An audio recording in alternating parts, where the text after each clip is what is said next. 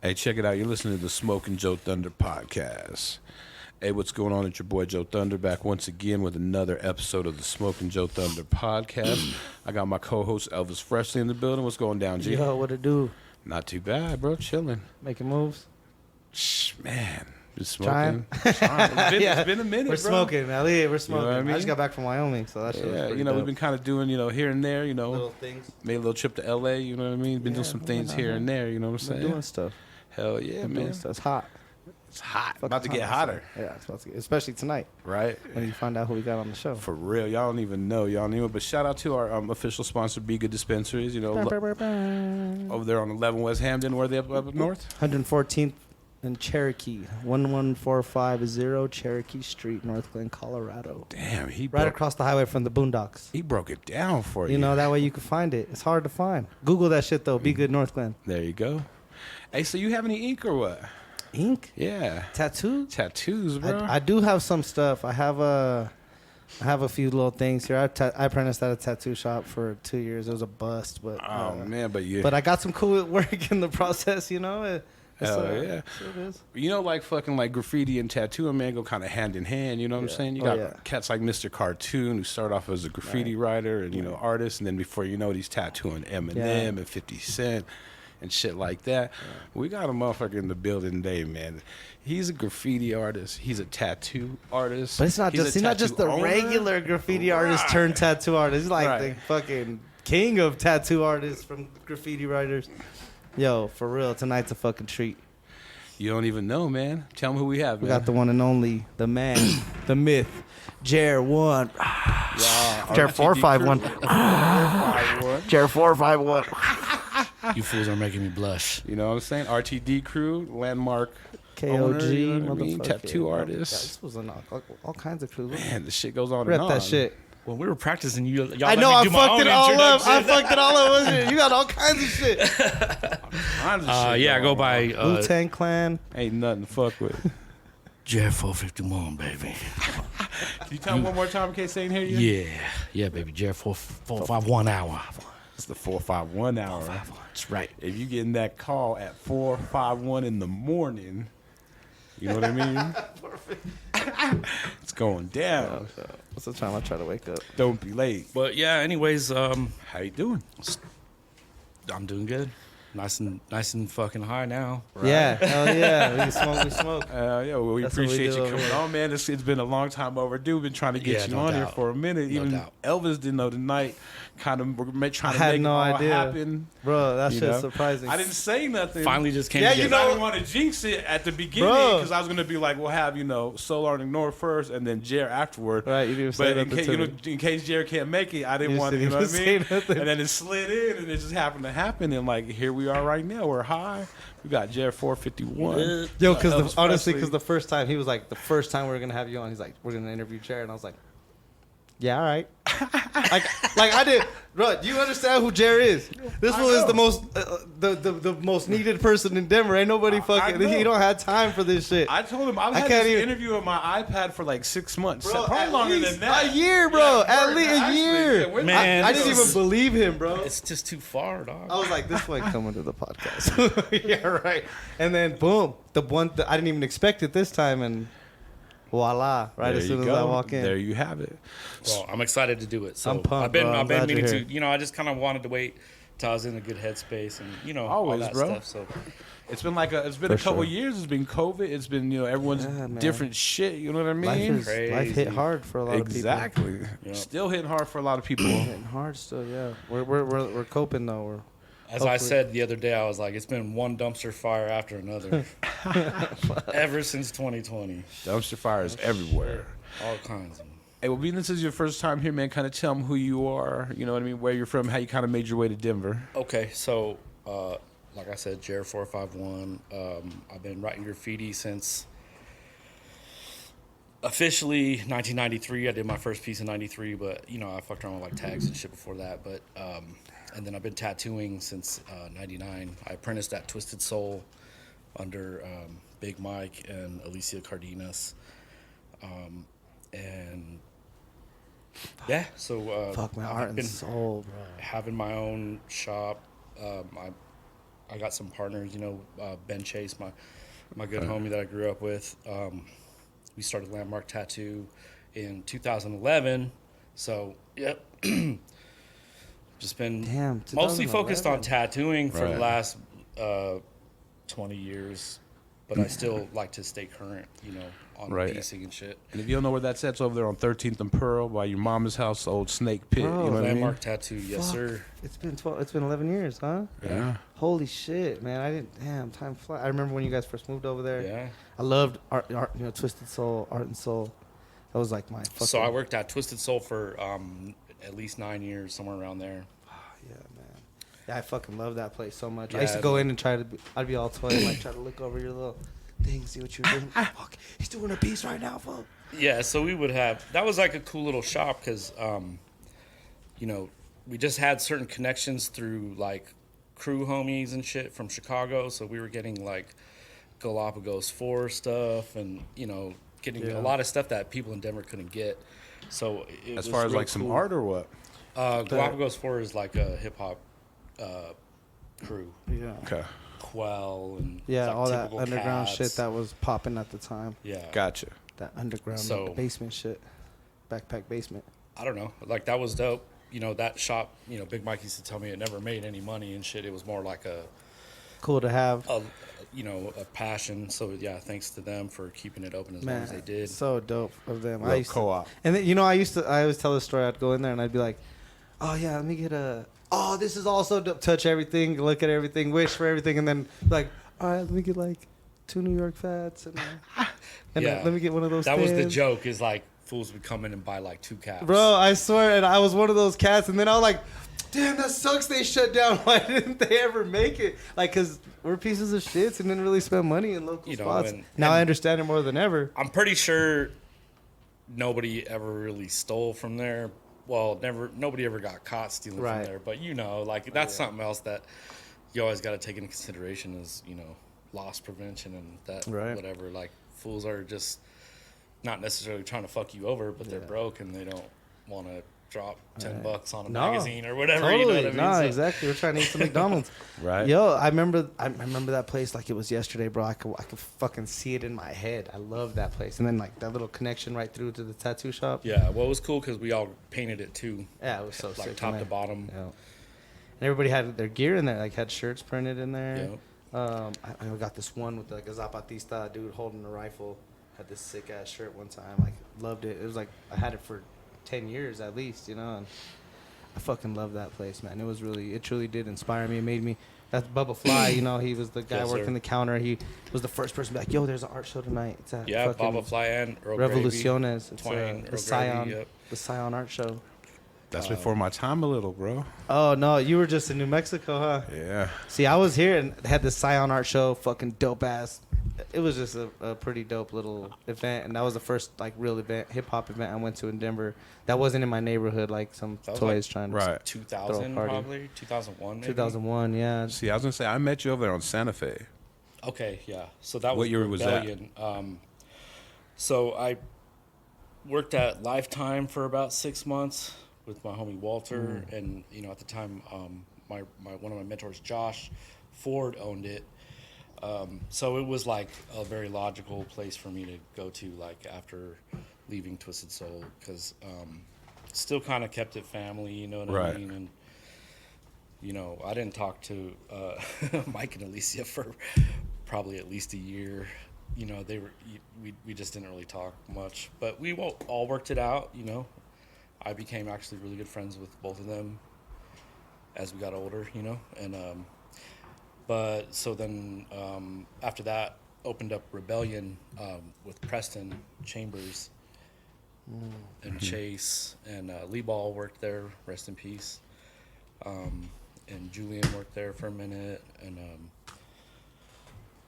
just a bunch of the homies, homie Slayer. Yep. The way I actually met you is like I was kind of starting to get into the music shit and some other shit, and I met a couple people, and I start slanging bootleg DVDs, straight up. That's how I met you too. You know what I mean? Yeah. And you know, I met you. I met a couple other people, but like I was starting up like the music thing, kind of like the blog thing, the Box State Music. And Jher's actually one of the first cats that kind of hooked me up with like a design. And like I was talking about, it was crazy because like you're definitely already well established, and like, you know, somehow we just worked out some deal and you hooked me up with a design, and you know what I mean? You got unlimited bootlegs for life type shit. You know what I mean? That's a pretty fucking sick plug. Back like right now, it doesn't seem like shit because you can fucking have everything at your fingertips. I made T-shirts and everything. It was a huge deal back then, bro. Like I said, and I got mine like secondhand. Pre-Fire Stick, you had like the bootleg shit that was in the movies and shit. Like that shit was the before worst. It came out. Yeah, it was like. Some fool eating popcorn in front of you and shit. Somebody stand up to go to the bathroom, coughing in the background. Full experience. It's great, man. But I got mine secondhand through you too. I don't even know if I ever told you this story. I used to get my bootleg DVDs through one of the homies who bought. That's hilarious. Yeah, but some of them were good though too. Yeah, I mean they were good, legit. I mean some of them, like I would say about 85% of them were good. There was always that one where you really didn't watch it and you just started slanging it, and before you know it, you're like, oh yeah, well hey, you know, I'm sorry they're snoring. Yeah, no shit. Like, what's that noise? You know what I mean? Sorry, my bad. I didn't mean that for that to switch to porn halfway through the movie. Fuck. That was a terrible idea. But that's crazy. And that's kind of how I met you. I just like I don't even like kind of remember. Like I said, I remember I was looking for a couple designs, and I think I just went in and actually just talked to you. Like rolled in the shop and just kind of talked to him like, hey, what's up? My name's JoeThunder and da da da da da. You know, I think I went in there. I think what it was. I thought I met you at Twisted Soul though. You swear it was? Nah, yeah, I was never like, Bro, I always make the joke I met Jared like 20 times.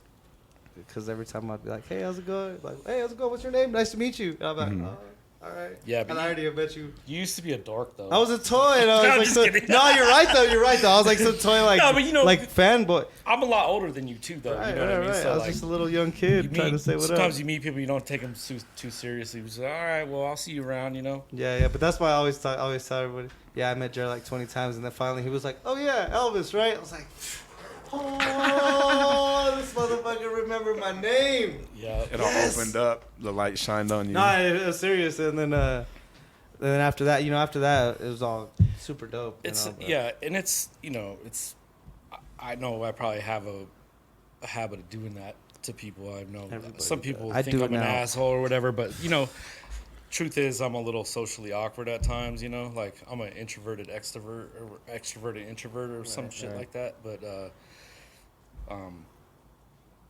I don't know. That's one thing I'm really bad at. Is no, names. I feel that. I don't know why. Well, I understand it now. I do remember faces though, so I understand it now. I always remembered you, but I just don't couldn't remember your name or whatever. That's the hard part, especially when you're high all the time. But too, honestly, bro. like once you started burning, then I was like, oh, okay, all right, see, that was actually a straight line right there.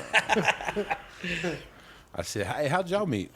I actually just the first time I met him was I actually walked into Twisted Soul and I was like, see, I don't remember. Hey, yeah, of course. My homie Pharaoh was the one who took me there. He was this like young little Mexican cat. He was dope. You remembered him whenever we went in. He'd be like, "What up? Good to see you again." But I remember this cat like, "I'm gonna grow dreads."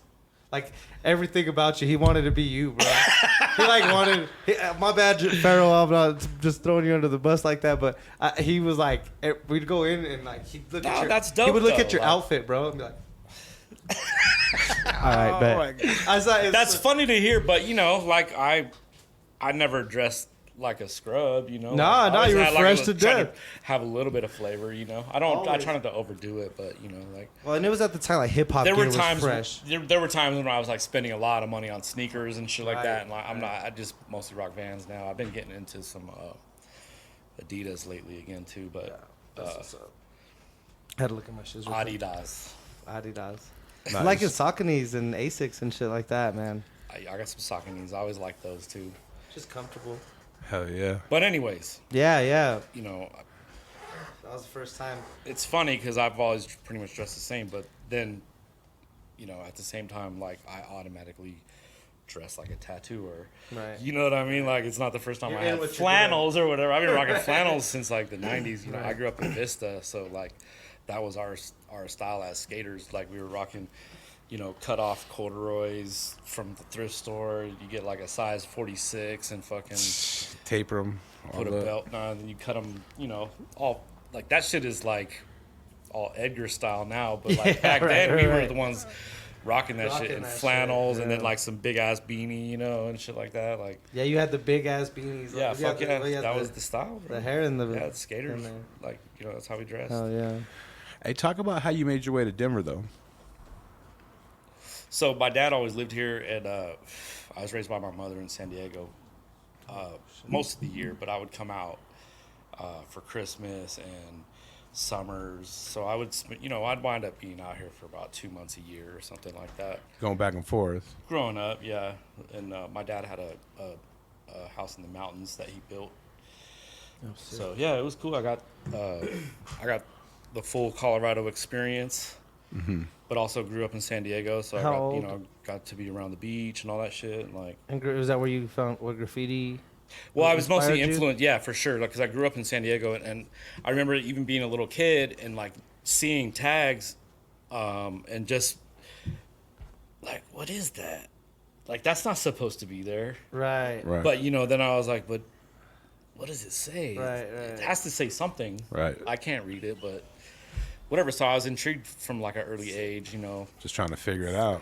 My first experience with hip hop was my mom and my stepdad were watching 60 Minutes. It was probably like 1980, and it was this show. It was these dudes from New York that were doing the what do you call it? They put the house speakers in the back of a Jeep. Right. All right. House Toasted. Yeah, it's like just a sound system. Sound system. Throwing like the big speakers in their back seats, bumping through the neighborhood. Yeah, and it was like they were going in through like Cool Herc the cities in New York, and there would be a fool like back there rapping and shit, like just live. Oh shit! Right around I see what you're saying. But I was like, you know, 4 or 5. It's like one of my earliest memories, and I remember seeing this, and I was like, that's for me. That's it. Like right, that. Right. What they're doing is like, that speaks to me. I don't know what it was. I was fucking like super young, you know, just growing up in San Diego and shit. Like probably barely even been out of the house yet, and I saw that, and I was like, just something about this just sound. got you. Yeah, it was the sound. It was a trip because at that time, you know, there wasn't. You could have cable, but you know. You still had to like watch whatever was on, you know what I mean? So I remember there was this one Vision Streetwear ramp contest that would come on ESPN every couple of years. Yeah. And you'd be like, oh, skateboarding's on. Like, yeah, fuck everything. Fuck that. I'm not, you know, I'm not leaving. And yeah, it was the same thing with like rap. I remember Run DMC did that song with Aerosmith. Yeah. And I was in the other room, and my mom was like probably like playing the radio while she was cleaning or some shit. And that song came on, and I was like, yeah, what the fuck is this? That's that shit, you know? Yeah. But like, it was weird just because like, you can't really, that's that element of like discovering music and finding a culture that you fit with and shit, like, that can't be duplicated anymore because the internet like completely ruined it. You're exposed to everything now. It just like devaluated that shit. Right, like it made it like so you can just find out anything. Desensitized everybody to culture. Because you had to be cool. Like you couldn't just like. Couldn't pick your game up off the fucking computer. Nah, you had to be out there. You had to go see it. You had to be out there. You had to go to the record store. You had to dig. And you had to get your fingers dirty. You had to go to the shows and see. And you had to like look at some shit and be like, okay, this has Grand Poobah on it. It's probably good. Yeah, you know, right. Or whatever. You had to like look at it. So and so produced this shit. Sometimes, you know, and that's one thing that I've always had a knack for. I feel like, which is strange but very. Good habit is like I just have this innate. I can look at a record and be like, "There's something good on that." Yes, this is like I could just tell by the artwork, like the care that you put into the artwork. I guess like kind of shows if you're a true artist or not. And like Yeah, I got some dope records. Hey, You got a lot of vinyl? What were some of your first records? Yeah. Okay, so God, let me see if I can remember. You have a lot of vinyl? I got a lot of vinyl. I don't have like a ton. Like I'm not a DJ or anything, But you got a nice collection of I what you probably like. have somewhere between like 700 to 1,000 records. That's a good collection. Maybe. Yeah, that's a good collection. Maybe less. I don't know. What's your hottest? It's a lot though. But no, I just got like a bunch of like jazz, and that was the thing is like I just went into Jerry's Records, and the cool thing is like the dudes that worked there, like they started to recognize me. They would never like help me find shit or anything like that, but I would bring shit up, and then they would kind of just give me that look like, all right, you know what I mean? Like, you're close. you're doing good, you know? Yeah, You know what you're in the getting. right direction. You know what you're getting. Right. That's crazy. I remember that spot. I used to go there and buy white labels, all the promo shit, Dog Pound, all the fucking Death Row Yeah, shit. it's so They sad always to had see that place shit. close because that was a genuine, like, real record store, you know. And Wax Trax is still open too, Right. Which is dope. But it's scary because it's like kind of the last place that I know. No, we need that. People need to go support that shit. There you go, right there. Did you see I that? just saw that. Yeah. I know. I literally seen it. That was the Jher I literally logo. just seen it in the window too. I was like, oh shit. Nah, that was the Jher logo That's right dope. there that he did for me. Thank you very So much. sick. So what was the first thing you picked up? Was it like skating or was it like graffiti? Or were you trying to rap or you just trying to do everything at that moment? Well, so I guess that's what I'm trying to say is like, I knew I started to kind of like figure out what hip hop was, but it was still kind of like There wasn't enough information out there for coming you to out at grab the onto. time. You know what I mean? Because you know we're from San Diego, so we're talking like the early '80s, and then probably about '88 to '89, somewhere around there. I met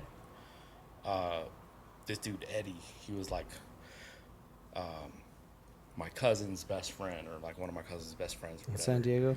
Yeah, and he had like a tag on his grip tape, and I was like, "Oh, That's that shit. you can write like that?" I was Yeah. like, "What is that?" You know, and then he kind of like put me on game, and my friend Jeremy, and this fool Heido that I grew up with, he was like one of my best friends from down the street. Do any of these guys still do anything? Write or anything at all? So my friend Dame, he lived in a different part of Vista, but we rode the same bus early on. Like I can't say I was like super good friends with him when we were kids or whatever, but I remember him, and then we like all became friends later, you know.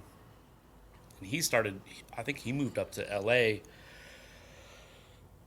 probably around that same time, because when I started coming back and getting it, like into graffiti and like getting put on game by like my homies Chance and Blame and them, Dame I think I already lived up in LA, but you know we all stayed friends over the years and shit. And like yeah, I'm still friends with most of those dudes. Damn, that's tight. Coma out in Atlanta. Oh yeah, dope. Yeah, he was from Vista, or he was from Oceanside, my bad. But you know, that's really like where I learned like the essence of it, you know. And then like when I moved out here, I was looking at it and I didn't write, you know, but I had started kind of like doodling or whatever. Right. And I started seeing Shoop and Creamer up, and I was like, those fools know how to write, because that's like, you know, they were doing kind of more like LA styles, because Creamer was from LA. And so I was like, okay, these fools get down, you know? And then I started seeing Too Quick, and that's Took, you know, but back then he wrote Too Quick, and he was, dude, he had the fucking meanest fat cap tags, you know? And we were like, how the fuck does he do that? Right. And we're like trying to like, Your tips don't do that. we're fucking taking X-Acto blades to fucking cap. Holy shit.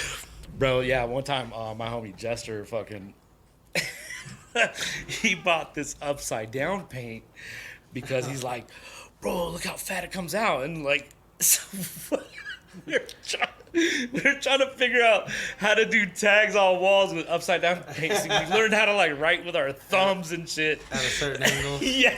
Just like trying to keep it. Which actually, you know, it came in handy because later, you know, we started like climbing on rooftops and doing like reach over tags. So you had to learn how to write your name like that anyway. Upside down and backwards. So, like, you're just reaching over, doing your shit. Yeah. Backwards like that. And I got some crazy spots. I used to get crazy with those. I had one right there by where the stadium is now, like right there on I-25. In fact, you can kind of see it. No fucking way. Yeah, like it got buffed. I did it so long ago, and it got buffed, and now the buff is eroding, and it's coming back out. No fucking way. Keep an eye on southbound over there. Well, you should you should snag a flick of that shit. Somebody has to go get a flick of that. What were you writing then? That was Cops. Yeah. I think I even wrote Merry Xmas and Happy New World Order. Oh, shit. Damn, you were fucking woke back then, fool? Yeah, I was like 95 or 96. Fucking woke. I definitely did some of those downtown. Merry Xmas and Happy New World Order. Damn, that's sick. You always have little crazy messages, huh? Yeah, well, I was like reading those conspiracy books back then and shit, you know? Yeah. And like, pretty much like when 9/11 happened, I was like... Inside job. Like, yeah. This is what I've been talking about. I don't need to read no more books. Oh, you were done with that shit? Yeah. Like, fuck this. Jet fuel. Yeah. Yeah, just added to your fucking crazy ass conspiracies. So like now, I'm to the point where I don't even like to talk about it. You know what I mean? Doesn't surprise I'd rather me. not, bro. I know I'm the same way. I got deep into some shit and then I was like, you know what? Let me chill the fuck out. I have to stop. Yeah, you get to a point where you like, there were times where, and you know, I was getting like busted. Penny, this one night, I got busted. I had to fucking hide between these two houses for like 4 hours, and it was like forever, huh? 5 degrees or like 10 degrees. It was January. Damn. And all I had was like this like UPS jacket, you know, and thank God I wore like big, huge baggy shit. So I was able to like pull it over my knees. Get inside of it. And then I was like just breathing into it like that, like keeping yourself warm. And halfway hiding too, but what actually fucking blew up my spot was that the jacket had like a reflector. Oh, fuck, lining. Like beading or whatever, oh, yeah, shit. like, and the cop fucking seen it. Was walking by, just happened to shine his light right there. And dude, I don't even know how many times I seen them walking by. They had like cars on each end of the block, one car in each alley. And you know, I'm like hopping fences and shit, trying to like find a good hiding spot. Oh, I hid under this picnic table because I look up and a hand's reaching over and opening the gate. So there's a picnic table.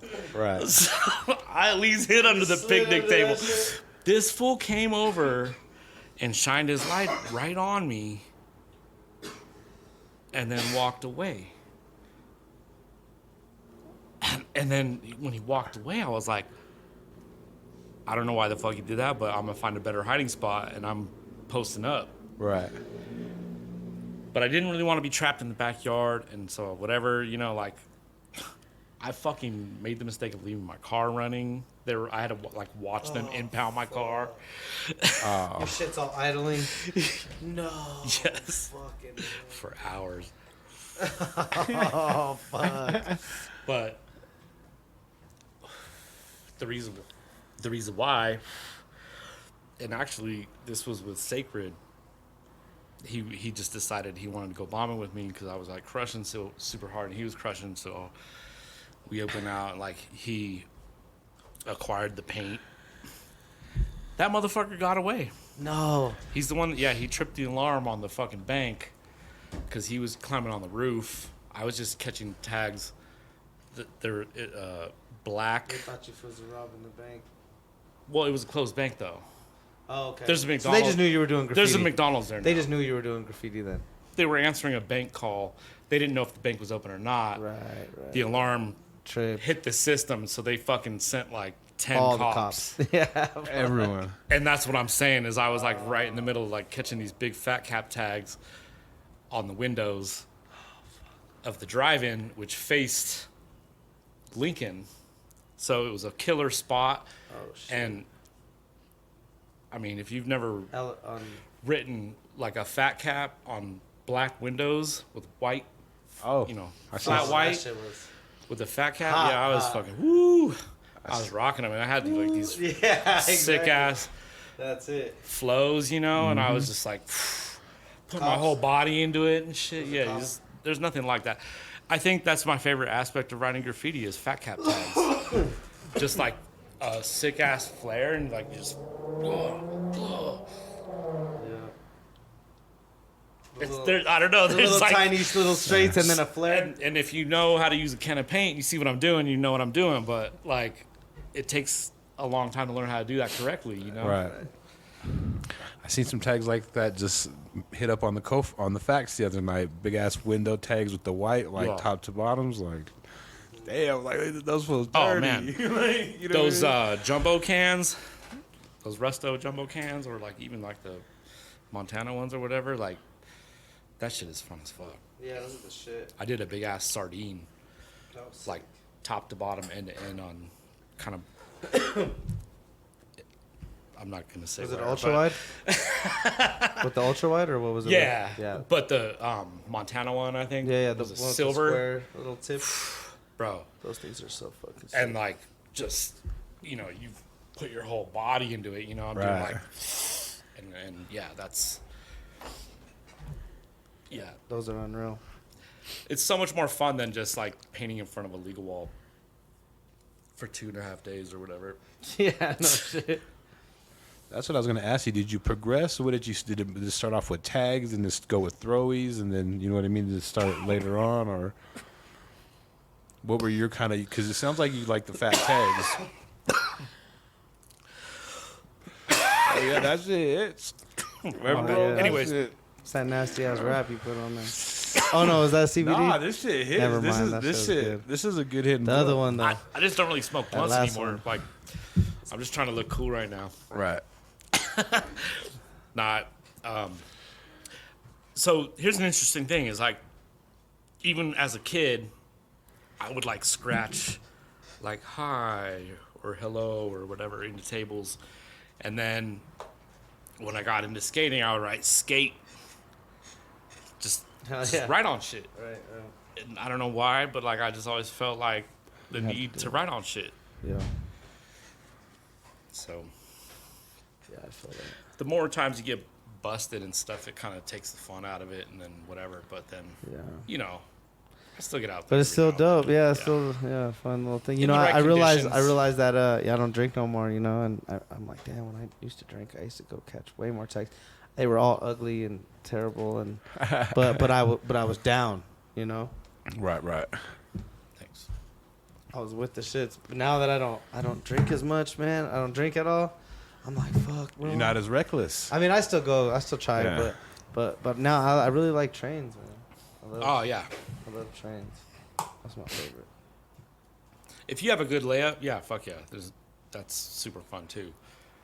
We used to have this one that like it's still there, but it's different now. They yeah. cut down some trees and shit, but they're basically was a layup behind a building, blocked from the street by trees, and then there was like a big like embankment behind it, so you couldn't see the train from the street. Damn. So it was hard. Like that's where In we the did cut. a lot of That trains was where back in all the the day shit was. with Damn. Menace and Soul. But yeah, we were painting that yard a lot. Soul Man. I'm trying to get him on here. I love that dude. I love Soul. Yeah, he's a good dude. He's like man. one of my favorite people in the world. He's a weirdo though. oh fuck yeah, I love him. He's not gonna do your show, bro. I know. He keeps ghosting me, leaving me all red. You know I'm just talking shit, Quinn. I love you, Quentin. Yeah, he's a You're good dude, fucking man. awesome, bro. And amazing graffiti writer too. Like always been rocking those dope styles. You know, like once he started like kind of coming into his own shit, and like especially when he came up with the name Omni, and all so many different styles. Always rocking dope shit. But like so many different styles, he would make his shit look like other things. You know, like he had a shark piece one time. Yeah. Like he had this. He's fucking super dope. Are we gonna get Omni on? I've been talking to him. Yeah, that's no. I Just know. a matter- That's it's what I'm just a saying, bro. matter I of think we're time. good. I would love to get him on the Omni. That's kind of like one of the first cats I met. Really? Yeah, well, so I met him through Took. Like, he's been around for a long time, man. He moved out here probably around 94, I would guess. Because I wasn't even that good yet, you know? Like, and, yeah, we were kind of all learning together at that point. But, yeah, he moved out here. I don't want to, like, give all his information out, but he just came out and then, You're going to have you to know. listen to that podcast. Yeah, exactly. Yeah. Tune in.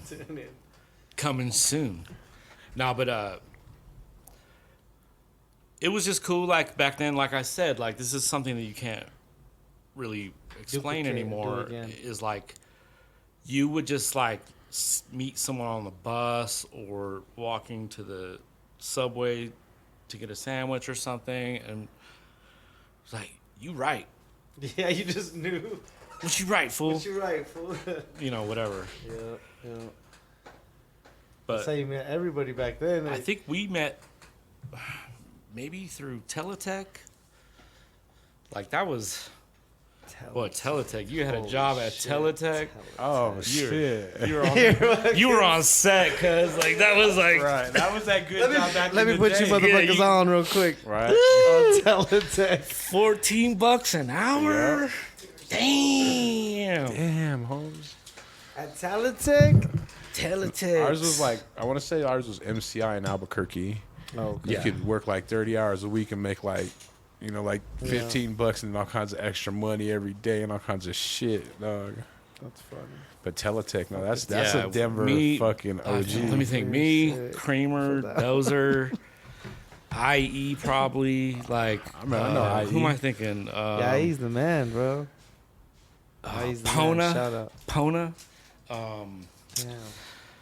Fuck, who else?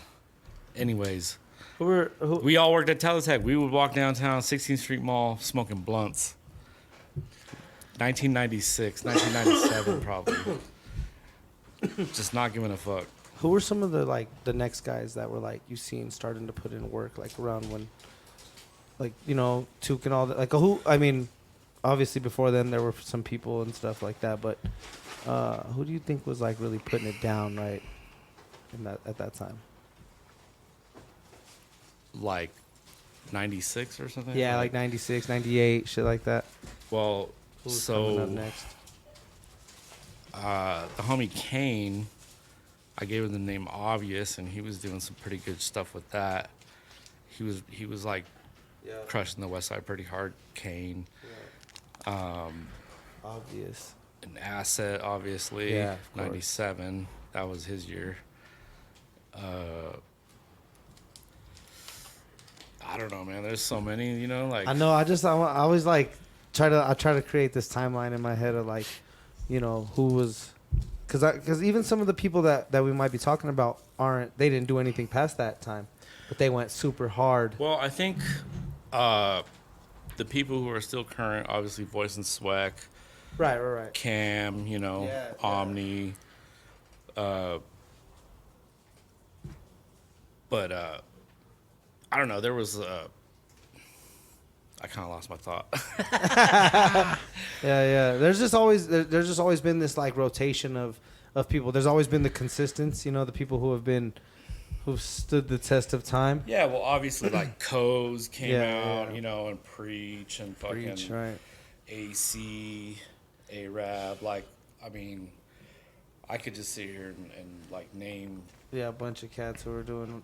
but we all know who, you know, if you're around, you know who was doing it and shit. But that's the funny thing is like so back when I was crushing shit, all those people that saw that, they're like grandparents now and shit. Like I'm 46 years old. You know what I mean? Right. So like,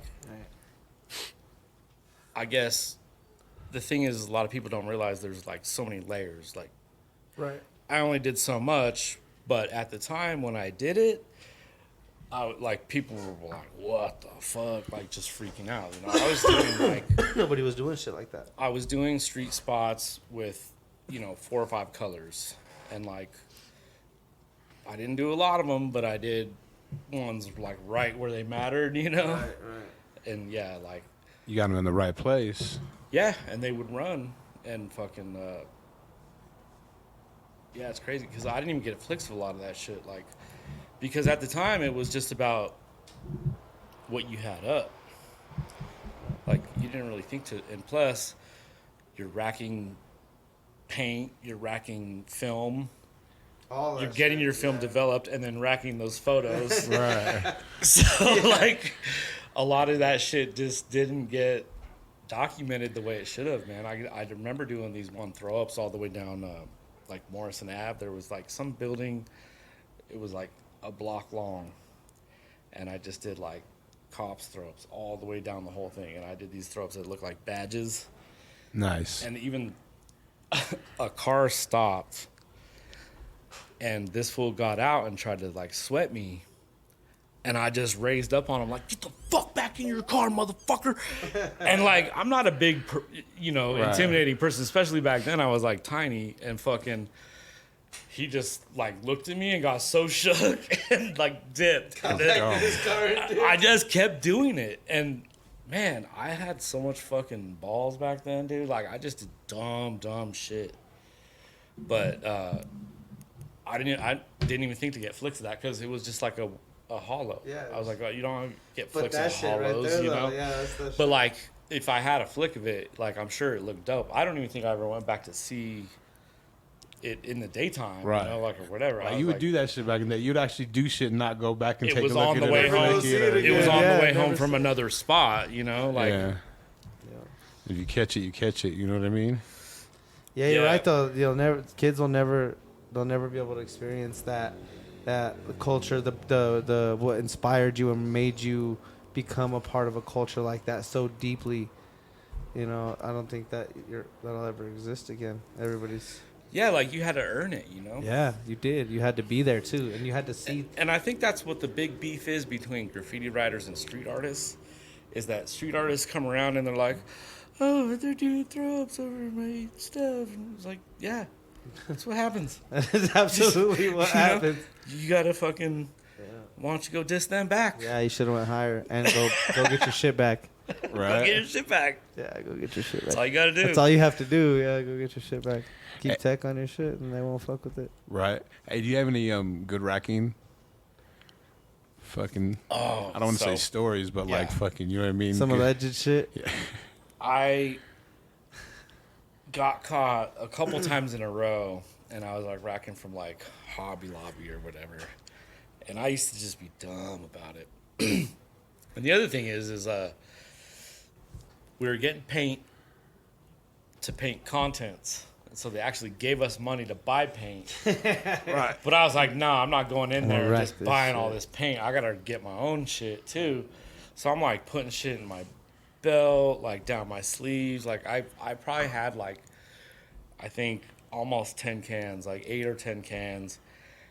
And they walked through the, to like pay for the other paint. And I just like, hey, I'll meet you guys out at the car, right? And I walked out there, and the owner walked out, or the manager or whoever, some old ass dude, and he's like, give me the paint. And I was like, what paint? He's like, I got you on camera, the whole thing. Just give me the paint. Oh, fuck. And I'm like, damn it. All right. And so I pulled out like 2 cans, and I gave it to him. And he's like, I want it all. You're sick. Start busting out all this paint from out of every. How many cans do you have on you? I don't know. I had a lot. I had my pockets. I had like, packed up. And that was like back when I wore like, probably had like some Plan B jeans on or something. They used to have the 40-ounce pockets. Yeah. So you could fit a whole 40 in your pocket. Those were sick as fuck, yeah. Those were great for racking. Yeah, that was big pants days. We used to. So everybody's wearing Jinko and you were wearing Plan Bs. So listen to this dumb shit. When I was growing up in California, we used to rob pop machines, and we would put like packaging tape on the dollar bill. Right. And it would, be about that long or whatever. Put the dollar bill in there, and you hit change, and then you pull it out, and you would get 4 quarters. Quarters from it. So we'd be walking around with these big ass skater pants. Full of quarters. Let me see if I can do this. Just walking like some pirates with some motherfucking treasure in our pocket. All kinds of change and shit. Oh shit. Like what fool with the Goonies? We just robbed the fucking ship. We just got the fucking shit. Pirates booty, baby. We had so many quarters. So damn, you're fucking sick for that. Playing video games. So then we would go to we would have to go to 7-Eleven and get quarter rolls. So then you got to like count them all in, do your quarter rolls, take them back to 7-Eleven. Then they would like cash them out for you or whatever. But yeah, that's what I got in trouble for, and that's why I got had to move to California. I mean to Colorado, from California. Oh really? Well, yeah, I just got busted doing that. My mom was like freaked out. You need to go live with your dad. So You came out here. Yeah, what was it like moving out here? Because were you like a big shot where fools hating? Because I mean, coming from like California, you know what I mean? So no, like at the time, I was just a skateboarder. Mm-hmm. You had already been here too, right? You Yeah, you like had homies and shit. But even then, the only friends I had were like up in the mountains. Oh, that's right. And so when I moved here, my parents bought a house, closer to the city or whatever. And anyways, I was like super into skateboarding at the time. So like I went to the skate park out there in Golden almost every day. I had my little skate crew or whatever. In fact, I remember Haven from back then and like D and like Sam, like all the 303 guys and shit. Yeah, like I used to skate back then. Like they used to see me skate, so like ask these fools. Yeah, I used to be pretty good. Like I used to be okay, Yeah. But yeah, I loved skateboarding. Like skateboarding really like gave me the perspective from the street, like being out in the streets, like seeing graffiti, like seeing how things are in the streets and shit. Like we got sweated one time for our shoes by some like gangsters in Vista, and these fools like rolled up. They had us like kind of trapped in this back parking lot because we were skating back there, and this fool just rolls up like with a pistol, and he's like, "Yo, everybody fucking take your shoes off and throw your wallets in the right here, right now." So basically, like, we just all did. And he's looking at these and he's like, "What the fuck is all this bullshit you got on your shoes?" Like, we're like, "That's shoe goo," Right. And like duct tape and shit. Like, this fool tried to rob us. I think he got like $8.75 or something. And he was just so pissed. He's like, "Y'all lucky I don't just blast all you right now," like whatever. Like, can we get our wallets back? Yeah. He definitely let us keep our shoes. He didn't want our shoes. Damn, what a fucking savage. That's hilarious. It's a fucking holdup gone wrong, right? I think it was like this spot. There was this spot that had like, it was an like the back of an apartment building, went into, I think it was like either a pizza place or like a body shop or something like that. It's kind of like car place or whatever. But anyways, so it had this back parking lot, but they called it the jump rat gap because it had like basically like the jump, like the driveway like curved up, so it would just launch you over this huge gap. And like I never ever that's one gap I never fucked with. I was like, nope, I'm not trying that. But that was in Golden or Vista? Out in Vista. That was in Vista. Okay. Yeah. I just recently stayed in Vista. Well, what's crazy is so Rob Hostetter, who opened Lifetime, lived in Vista back then. and no like shit. yeah, and like he was the big dog, you know. Like I was probably like a few years younger, 5 years younger, however much younger or whatever. But like he was like out there skating with like Matt Hensley and Danny Way and shit. Oh no shit. And yeah, like we would like just we'd be skating spots, and like these fools would just roll up. We would just sit down. Like damn. Yeah, I'm done. I remember seeing Danny. watch these fools. Danny Way did a 360 over this whole. It was like it wasn't even a gap. He turned it into a gap. It was like a manual curb for us. It was the Calvary Chapel curb. So if you look at old 8th Street videos, there's this manual spot, and it's got 2 like driveway bumps all the way around. Like it was almost like a big ass hip in front. It was probably only like a foot tall, maybe like a foot and a half. It was not huge. Right. But we were long. doing like manuals across this thing. This fool Danny Way shows up. He had this big ass truck. Fucking Matt Hensley, all these fools. He's already the dump man. out. He's already the man. Oh, yeah. Yeah, Oh, he's yeah. already the man. Dude, Yeah. Okay. Matt Hensley, are you kidding me? Yeah, like, yeah. I just dude, didn't know at what point in this is you like know. when street skateboarding was first blowing up. Right, yeah. Even before like Embarcadero days, you know what I mean? Like they were like, man, Matt Hensley Yeah, this was a fucking monster. crushed it. Like made 1 foot impossibles or like three. What was the one he did? He used to do like 360 1 foots tail grab. Hard as fuck. Out there in Carlsbad, there was this like bank spot or whatever. But anyways, we would see these fools and just like whatever. But I met Rob later through tattooing. And I was like, yeah, dude. I was like, I know who you are, man. Yeah. You used to live in Vista. And he's like, what? You're from Vista? I was like, yeah. And I was like, yeah, I used to skate with the twins and, you know, so-and-so, whatever. Right. And he's like, your stock just went up. Yeah. He was That's like, fucking he's tight. like, you're from Vista. You know That's what I mean? fucking Yeah. tight. Got you some Yeah, points. this is huh? amazing. I stayed in like the little bit nice. I went and drove around it, but man, it's fucking. I love San Diego. That shit is beautiful. If there's anywhere I would move, It's just so expensive. I know. Yeah, you're right. I love it out there too. I mean, I love to visit.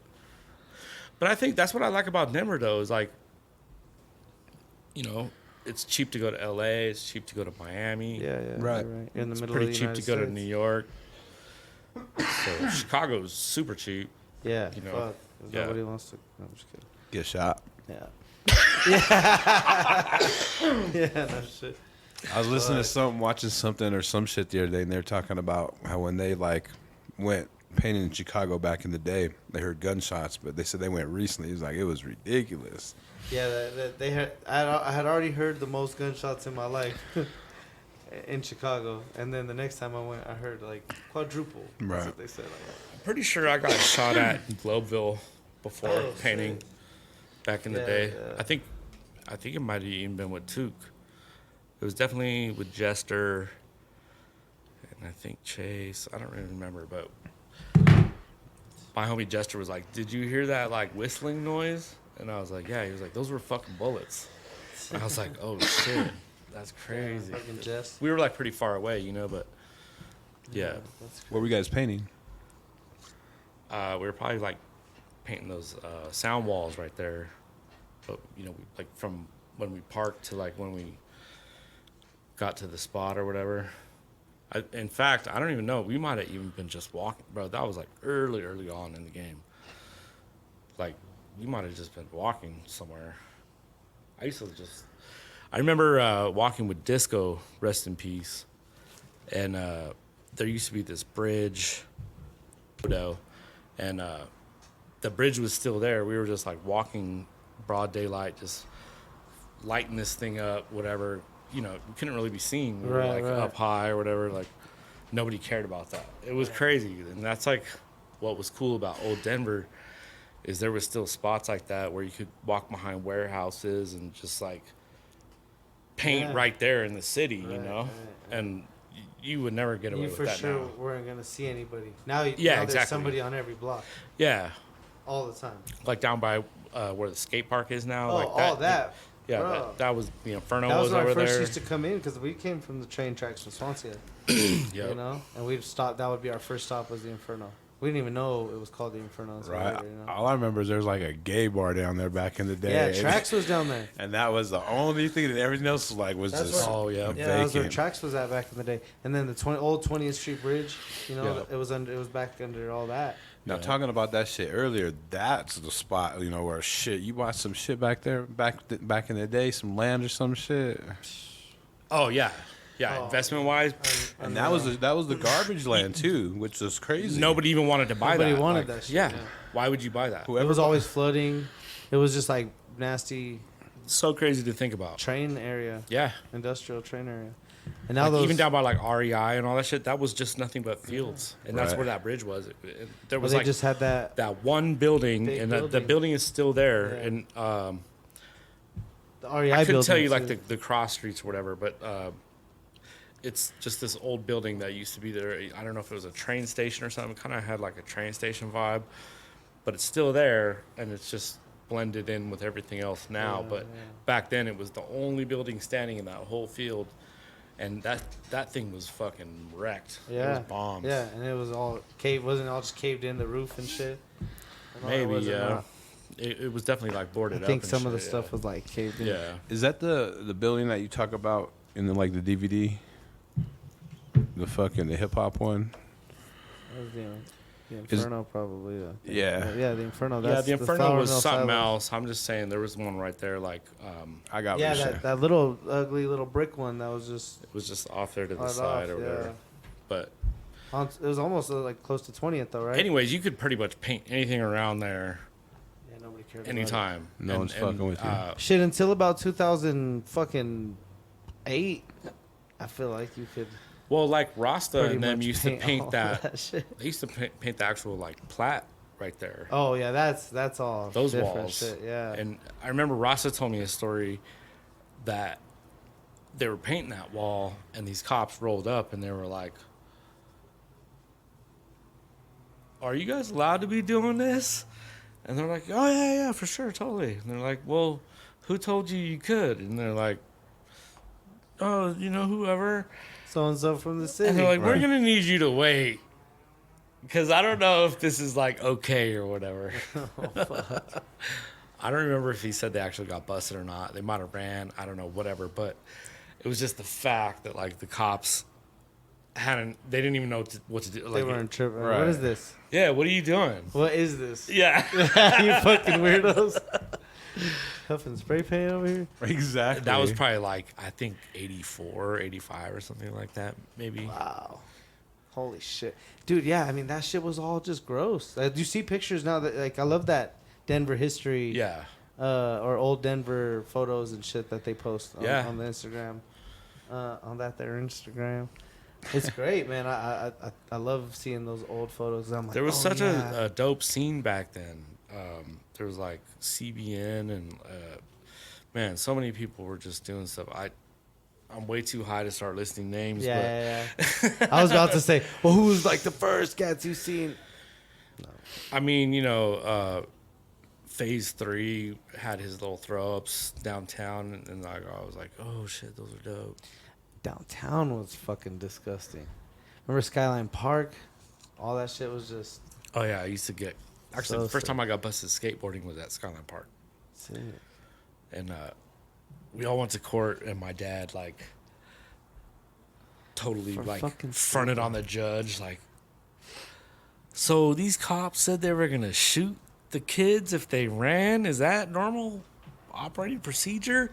And the judge is like, you know, Mr. Clark, I'm gonna need you to sit back down or whatever. And he's like, no, I'm wondering. I just have a question. Is that like how you guys for Operate? skateboarding? Is that That's how you like operate? is that standard procedure? You know, and like whatever, and like Not to mention. so basically, like skateboarding. they dropped it, and then like all my friends that went to court, they're like, "Oh, your dad's the coolest." Like, That's fucking tight. so it's funny because it kind of gave me, in a way, like inspired me to stand up for my rights and shit, you know, and whatever. Even, you know, graffiti pretty much is unexplainable, but you know, and it's like in a perfect world, you know, someone will wake up and be like, oh damn, these fools did something sick on my wall. Yeah. You know what I mean? And like if that gave them time, it might even do something exciting. Right.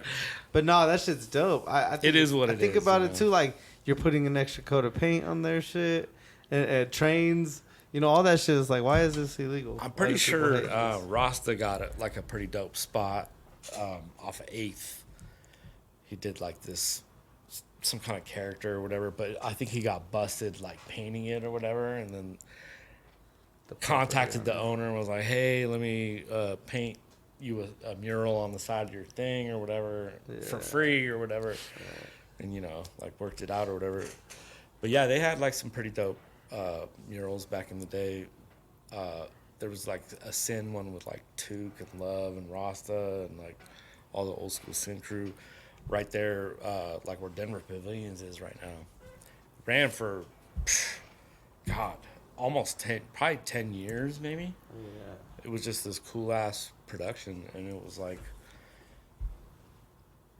way before street art was cool. Like honestly, I don't even know how they fucking got that. Like in downtown Denver, like it was a headliner spot. It was like probably the sickest thing like in Denver for a long time. Right. You know?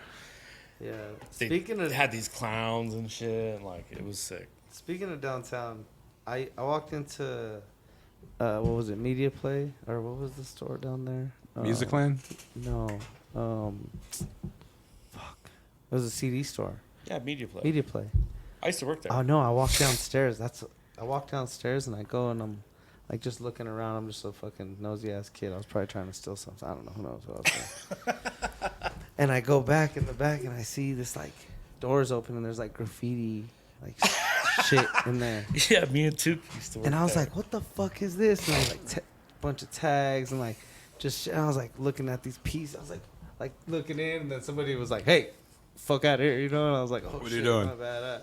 That was a cool ass job, man. Yeah, we used to I used just to always try to go sneak looks in that again, like go Bro, see what we would you guys like. were doing. I think we were living together at the time, and we would like walk from Capitol Hill, smoking joints on the way, and fucking go down there and just paint signs. And we had like, dude, we had like such a fucking line of bullshit. Like, we would just be taking like a week to do signs, but we'd be down there like making stickers and shit, all kinds of other shit. Because you had all the markers and shit, right? You like, Yeah, they hooked you up exactly. with all the shit. paint. I remember I painted this dinosaur. I wish I still had this thing. It was dope. Like I did it all with Krylon, super realistic. I think when Jurassic Park came out on VHS or DVD or whatever, and so I painted this thing on foam core. And yeah, I probably took like a week on that thing, but it was dope. It was dope. It was worth the wait. I don't know what they did with it. All right. Somebody has it. It'd be worth something now. What if somebody has it? No. Someone has Probably out there. it. Nah, they probably fucking threw that shit in the fucking dumpster. It's a foam core, yeah. Like somebody probably. I've had a few paintings like that resurface where like I didn't really know what happened to them. I painted it for somebody, whatever. A few years later, someone sent me a picture of it. Oh, look what I came across. Oh, I just found it sitting in the alley and shit. You know, like Damn. Yeah, there was this dope one that I did with like these like mutant animals on it and shit. Like I used to do weird, bizarre characters with like, duck feet coming out of their heads and shit like that. Just weird like organic stuff or whatever. Probably like some sort of like mad scientist or some shit. Some test tubes. Those were always easy to paint, Right. But it was a dope one for sure. It was super clean, bro. Krylon semi-flat black. I know I posted something about this the other night. Like using original Krylon with a New York thin or like a Phantom or we call them flares, which they're all kind of a little bit different. But anyways, that valve system and the pressure and whatever, it can't be replaced. And people are like, oh, that's high pressure paint. But like, I don't know. There was something about like just working that New York thin. Like nothing like it. And just like the layering, I could get so clean, because like it was like a little bit watery. And I feel like paint now is too thick, so like no matter how clean you get it, it's still like oversprays a little bit. Splatters. But that Krylon, bro, like smooth edge, razor sharp. Yeah. Yes, razor sharp details. And I used to do some real dope shit with Krylon back in the day, and I just can't duplicate that same painting technique with like the modern with the new shit, right? Caps and whatever. Like you have to do it differently. Now you're just such a perfectionist that you look at it in a different eye now. I've always been a perfectionist, bro. I know, but back in I don't know, is there any nostalgia to that maybe, or you think like you for like I was using I can't remember if Zone first told me about a stencil cap, but the way he explained it, I think, is he would use the cap on the outside edge. Mm-hmm. But then Keith Jive was visiting, and he had one, and he I actually saw it, and he made it like how the like modern one is, like it was like a ring. You basically would cut out the inside. You cut out the inside of a Krylon cap. Mm-hmm. Cut out that middle part, and then you poke out a little spot in the top for your finger, and then you tap the can so it leaves a little mark, and then you basically with an X-Acto blade drill a hole right in the middle of that mark, and so it would limit the spray coming out of the cap, and it was messy as fuck, but it worked. Yeah, it worked. And I was doing that shit back in Contents days, back in 96, 97. Yeah, I was really, that was airbrush, but doing some cool shit, Yeah. I remember in Contents I painted some dude just kind of mean mugging by an electric box, and I did a little cop bumping over the top of the hill, with the flashers going and shit, only that big, baby. Damn. No, you always had some different shit, and that's what I was going to ask you. How would you describe your style? I don't know how to describe my style, but I was definitely influenced by Hex and Zodak and Slick, and all those dudes on the characters. Even my friend Coma, just there was this style going back then where you basically just do a lot of cuts with the Krylon and real clean with the underlighting, and that's definitely how I first started trying to paint characters. But now I feel my style is pretty identifiable. Even though I paint something different, most of the time, if you know the way paint works and you look at my shit, you could see I have certain techniques that I do. I definitely throw drips in my shit or whatever, different little style aspects, some little splatters or whatever. Yeah. You've done other names and it's definitely been oh, I think that might. Well, yeah, if you ever see the sickest hand style you've ever seen in your life, you're damn, who did this? Who did that? It's a new name. I mean, no, just kidding. It's somebody from out of town.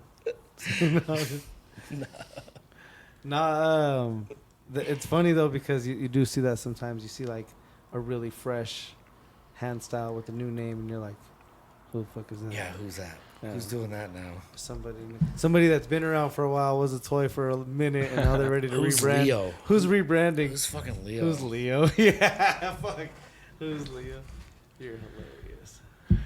Hey, talk about how you got down with RTD, and how you met Kramer and Shoop. Okay, so I met Shoop, Civic Center, probably, I don't know,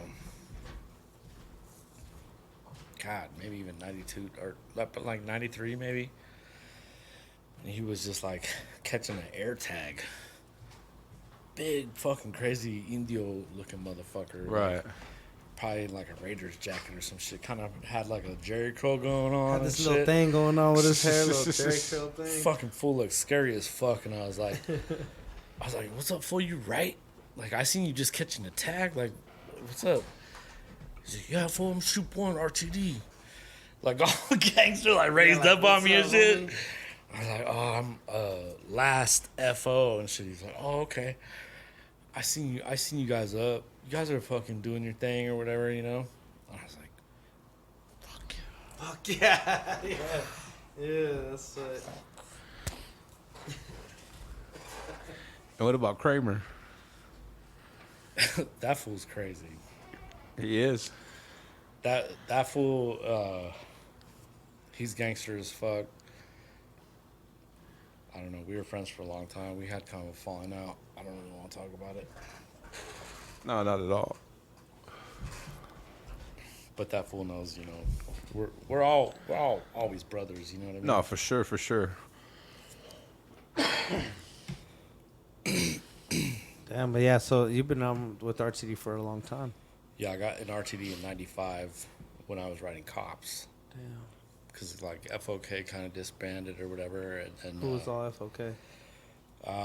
So originally that was me, Jester, Chase, Race.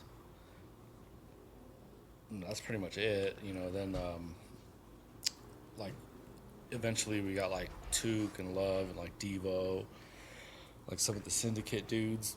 So it was like Sin FOK for a long time, you know. Like we were kind of all bombing that shit together. And it's funny to think about because we were actually doing like Federal and like 38th and like the hood shit, you know? Shit, yeah. Because we were holding it down in all districts, you know, like whatever. Like That's what you got to do, right? Yeah. Like who's hitting the east side? Well, so I painted a wall with Soul back in the day, like, and I actually met Fate that day. No shit. Yeah, and he was like a little ass like cholo kid from the hood or whatever. He even told me, he was like, yeah, I had a gun in my pocket. Like they were like kind of sent me down to check you guys or whatever. And I was like, no, man, like what are you doing? And I was like, no, this is some other shit, bro. Like we're doing like hip hop shit. And he was like, oh, word, like what's that? You know, like. Like, yeah, I didn't even know that was him, but later he told me, he was like, yeah, do you remember this? And I was like, yeah, I kind of do remember that. He was like, that was me. And I was like, damn. Goddamn, huh? So it's dope, though, like, but, you know, out of all the dumb shit I've been through, graffiti beef and all that shit, whatever, at the end of the day, there's people that come up to me and they're like, yo, my dad looked up to you. And shit like that. And I'm like, that's wild. It's crazy, bro. Right. Like, you know, I've been seeing your shit since I was a child. Like, you know, he used to take me to see your guys' walls. You know, I was like a little ass kid. And I'm like, that's dope. You remember this shit right here? That's just. Yeah, there's foods that were influenced. It was like one of your guys' anniversary. Oh, yep. Damn.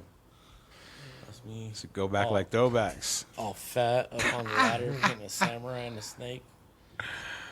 Yeah, there was cats older than you influenced by you. That was a back good in ass the day. wall though. That was that was one of the walls that we really like rocked, that Park Avenue wall. Yeah. Did you ever go to that club right there that was next to it? Of course, yeah, that was Sacred's Club. The fucking that reminded me of like an 80s rock video because there's the barbed wire.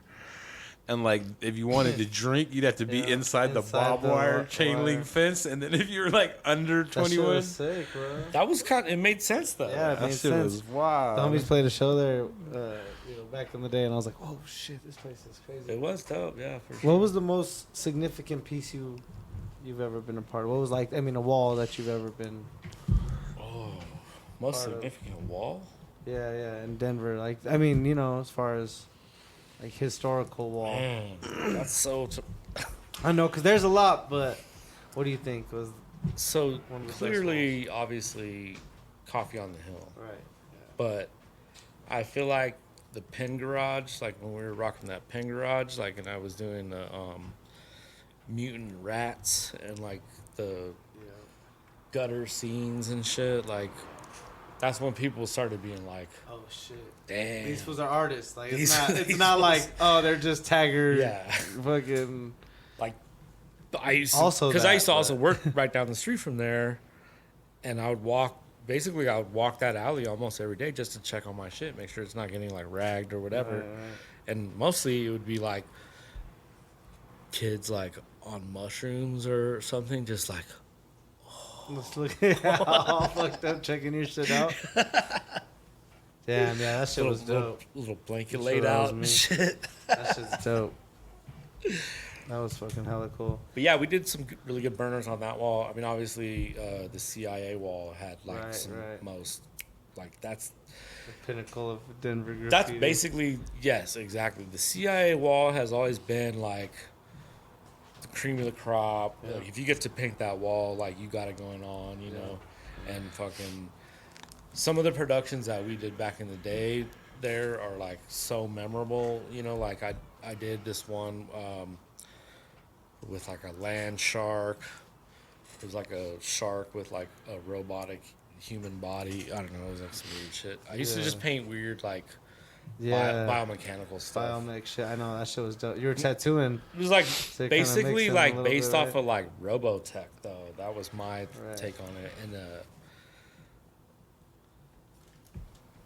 it wasn't really something people were doing, but then, you know, Totem came out with that shit real hard, and I was like, okay. All right. Like, you got that shit covered, bro. Yeah, like, I'm no not fucking shit. with that no more, you know?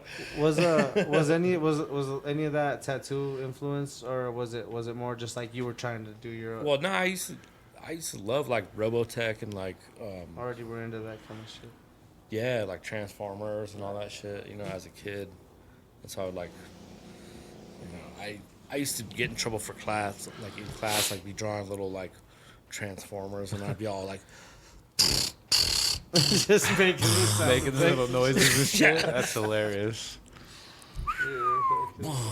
you know, my little helicopter dude is going to war over here, you know, be drawing some shit. Some Napoleon Dynamite shit. I got in trouble for like writing on desks a lot. Yeah. Oh, I'm sure. Talking about what I was talking about earlier, like I just felt like the need to draw on shit. I would draw little like characters and shit. In fact, that's actually how I met. I think that's how I met my friend Chance, is because I would like draw on tables, and then I think he called me out for it. He was like, "Hey, did you draw on that table in like second hour or whatever?" You know, like he's like, "I got that class third hour or whatever." And I was like, "Oh yeah, whatever." Anyways, I used to just like to write on shit ever since I was a kid. Look, it's paid off, man. Shit, you've fucking, you know what I mean? I used to see that that Park Ave wall all the time, the dragons and all. Yeah, shit. it's so we have a production on that wall, but now they're building a whole entire High building rise. Right in front of it. right in front of it. Yeah, I don't know. And we never got to finish it. They were like kind of fucking with us, like we were trying to finish it. It got real like rainy and muddy, and I had like all my scaffolding down there, and I was like trying to like do this shit like through the Shimmy it and get it in bro, there. through the rocks and like crevices and shit. And my scaffolding actually fell over on me, and I actually like totally like He-Man and shit. I'm like, oh, Escapes. like yeah, it was not easy, but I did it. Saved my own life, probably. Yeah. Shit straight fell over on me, dude. A double rack, you know? Uh-huh. Yeah. It sucked. Damn, you gotta power up and get out, man. Shit. But, you know, I did like some cool ass, like, real loose colors on there, but I wanted to, like, go back in and do some characters or some shit. I wanted to kind of do some throwback style, like, some old, like, aerosol art, you know, Mode 2 type shit. Right. Like the bubbly kind of like OG little characters or whatever. That's what I wanted to do, but they kind of wouldn't let us really get back there and paint anymore, so. Right. And they weren't having it. Yeah, but it's still there, I'm pretty sure, until they paint over it. I was gonna ask you, what do you think of the graffiti in the city today? Dude, yeah, in the last like few years, it's been getting crushed. It's cool, like it feels like a real city. I mean, Denver's always had like a decent amount of graffiti. There's been times where like the buff is real heavy, Right.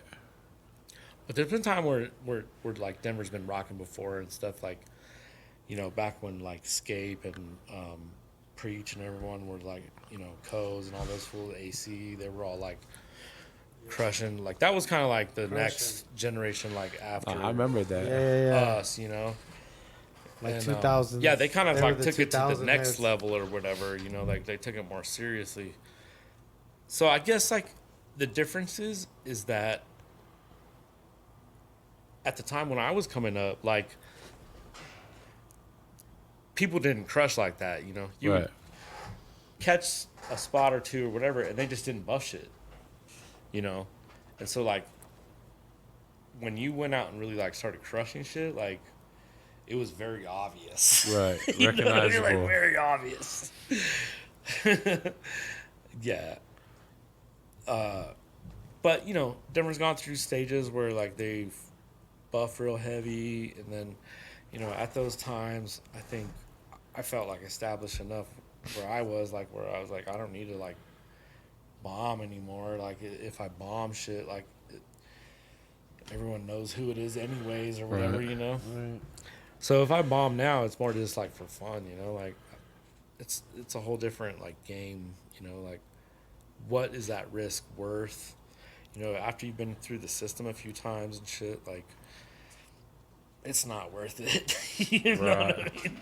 You don't get paid to bomb, you know, but it's fun to do. So I've never felt the need to like really like king shit again or whatever. I kind of did that, you know, early on in the game, and like that's obviously like where I'm gonna leave it. You know, I'm not ever gonna like bomb like that again. You know. Did you have any other cities that you like bombing in, or? I mean, I would definitely like catch spots in wherever I went, you know, but not so much anymore, you know. Right. You're on the road. You don't get a little urge sometimes if you're with somebody there. Because I know you tattoo guys are. You know what I mean? You guys get together. There's always like, an urge, especially when let's hit the city. I'm real not gonna quick. say I'm like 100% legit, you know, but it's not like it used to be where like, you had something to prove or whatever. It's more just like, nah, you're a way if it different happens, person. it happens. Yeah, you there's know? a spot right there. I got paint. We Let's got just get it paint. real It's quick. super chill. Super chill, yeah. You know, No hot boy shit for you. No hot boy shit. No. Yeah. No more bombing with my pants down.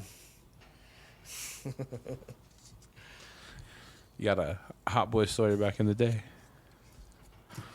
Yeah, we got this daytime spot, and I had went out to LA, and I had met GK and Saber, and they were telling me how they would sometimes just get belligerent spots, just pull their pants down too, and like just be getting like crazy ass like hangover spots and shit like that. Uh-huh. And so I was like telling my homies when I got back, and it was the 4th of July, and we're like, fuck it, let's do it. Boom. It was, I gotta tell you, it was quite exhilarating. Yeah. There's nothing like it. That's crazy. But anyways, this truck pulled off the freeway. That was the other thing. It was like during like rush hour, so there's like all these cars Slow backed ass up traffic, yeah. on I-25. So we thought we were gridlock. chill because it was dead, you know, like they were stopped. And plus, I think there was even a train going by. But anyways, someone saw us. It was these like redneck dudes in this like big ass truck. Wound up like getting in a high speed chase. Fucking hit a pole head on. Broke my teeth out. Totaled my car. Some of the homies got hurt. Damn. It was gnarly. That It was like sucks. broad daylight too. Well, not broad daylight. It was like dusk, but it was right there on like 6th and like probably Galapago or something. And there's that church right there. Yeah. I was like running red lights, and then I was like, dude, I can't keep running these red lights. So I tried to make a sharp left, but I didn't really think about it. I was going way too fast. and I felt the car start to flip. So I just straightened out and like boom, right into the pole.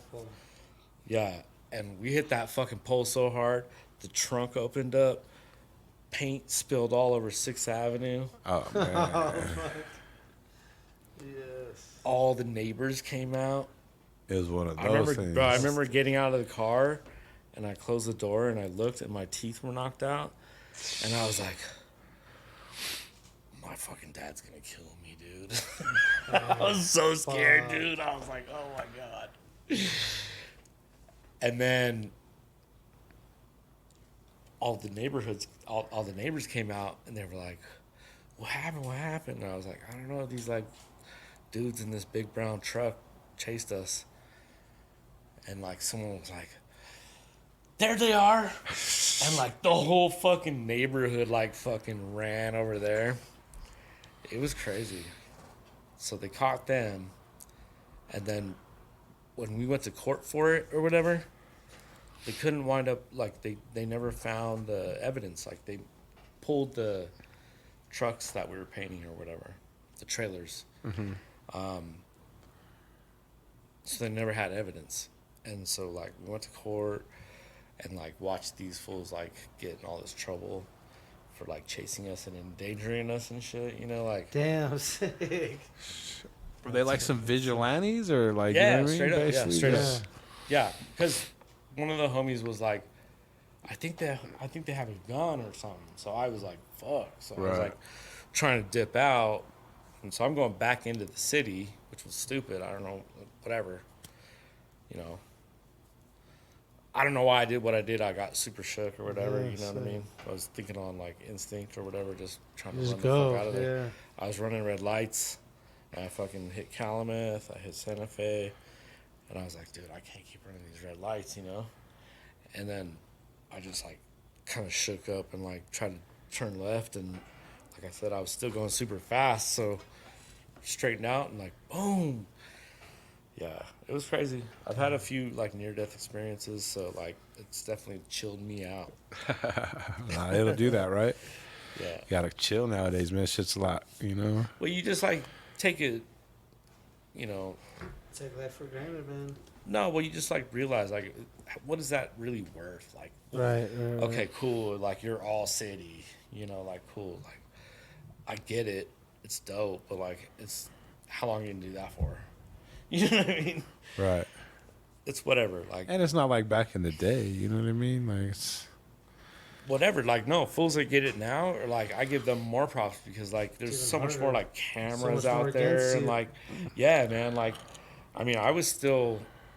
Like, I remember when cell phones first came out, like, that was a thing, you know? And, like, just getting shook, like, oh, fuck, like, oh, he had his phone, you know? Yeah. You're like, oh, shit, he's calling the cops or whatever. Yeah, fool's been busted off that. Like, Yep. cats taking pictures and somebody being like, oh, I know who that is. But, you know, back in the day, there wasn't even that, you know? So it was like... social media's changed everything, shit. Oh, yeah. And it also changed the way you can get fame, too, you know? So Yeah. cats don't need to do all that anymore. A lot of them don't, and they're getting all this. Yeah, you just put, like, some boy shorts on and shit and get, like, 6,000 followers. Right. Look, I paint graffiti. Oh, yeah. Is that like your pet peeve about the new shit? I don't hate on nobody for nothing. Right. Fuck it. If that's what works for you, get it. Just know your lane, kind of. I've always preferred to just keep my shit like semi-underground, you know, like whatever. Keep it separated. I fucking do certain things on certain levels. I, try to keep my tattoo thing separated, whatever, in a way, you know. Mm-hmm. I don't know. It's hard to explain. But you don't want to just be putting it out there like, oh, yeah, I'm bombing shit, you know. Like, No, yeah, for sure. So I don't really bomb shit. Be bombing the skin Bombing with skin. ink. Exactly. How long you been tattooing, man? We haven't hit that. I've been tattooing for 20 years. 20. 20, Damn, I started in Smokey. 99. Oh, shit. So 22, 22 23. years, yeah. Almost 20. See, that's like another thing with Jher. I always known if you wanted a tattoo, you better come out some paper. It's not gonna be cheap. You know, honestly though, like I don't even charge as much as like some of the other people in town. It's pretty wild. Like, I'm at the point where I need to start like raising my rates. You know. Better get them soon. Yeah. Get it while it's hot. Yeah, and it's always hot, but you know, we're gonna be paying more. And I'm only getting better. Yeah, that's the thing. Is like I'm just shit's getting constantly trying new shit, constantly trying to fucking perfect what I do, clean it up, whatever. You know.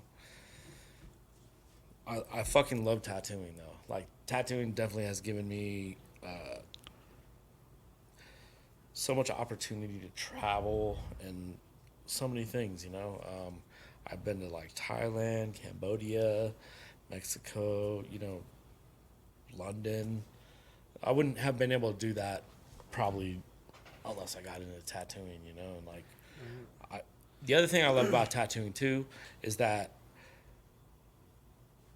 you can change someone's life, especially with like a cover up, like a good cover up. Like I've literally seen people come in, like, you know, start a cover up on them. Next time they come in, they're like getting their nails done, you know. Next time they come in, they got their hair done, you know. It gives them like confidence back. Changes them. Yeah, like if you have a bad tattoo, like that's fucked up. No, yeah, especially if it's something and then if you visible can get something really beautiful in place of it, you know, like it's so much more rewarding than like a mural because like you know, you've touched somebody's like personal life, you know. Right.